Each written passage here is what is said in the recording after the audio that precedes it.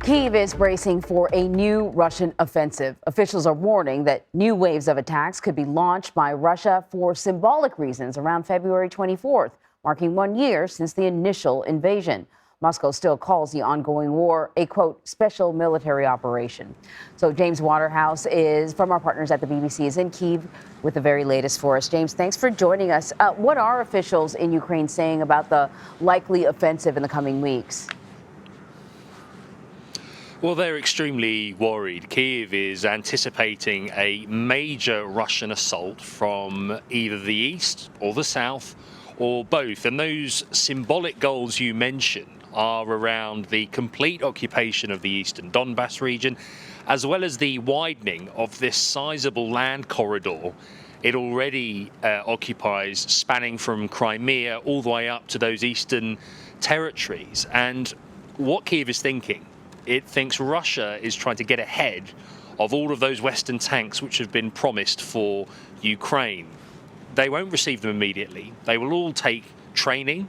They all require sizable resources. And so the concern here is that Russia is going to look to get ahead of that and seize what it can. Because if Vladimir Putin achieves those goals, then that is the first political off-ramp for him. That is the first chance he will have to say to his critics back in Russia, as well as his population, look, I've achieved what I have set out to do. So Ukraine is desperate for that not to happen. But at the moment, it is the Ukrainian forces which are weathering relentless Russian attacks, and it is the Russians which are making small but incredibly costly and hard-fought gains. They've mobilized hundreds of thousands of men once more. They've increased their production of weapons and ammunition. So it's a very worrying time for Kyiv, and you can really sense that.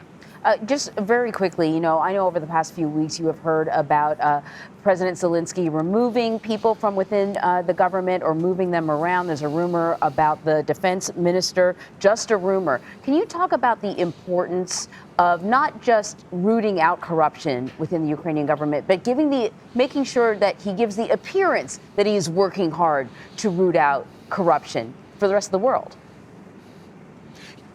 Yeah, I mean, for President Zelensky, it's vital he appears squeaky clean to his Western allies who are pumping billions of dollars of military, financial and humanitarian aid into Ukraine. He's overseen more than a dozen resignations and sackings, and the way we were told a few days ago by his parliamentary party that Alexei Reznikov, the country's defense minister, would be replaced. 24 hours later, Mr. Reznikov has said that he wouldn't accept his new posting of Minister for Strategic Industry, and the party said actually there's going to be no changes this week. So after a period where he's tried to appear decisive, the last few days have been anything but.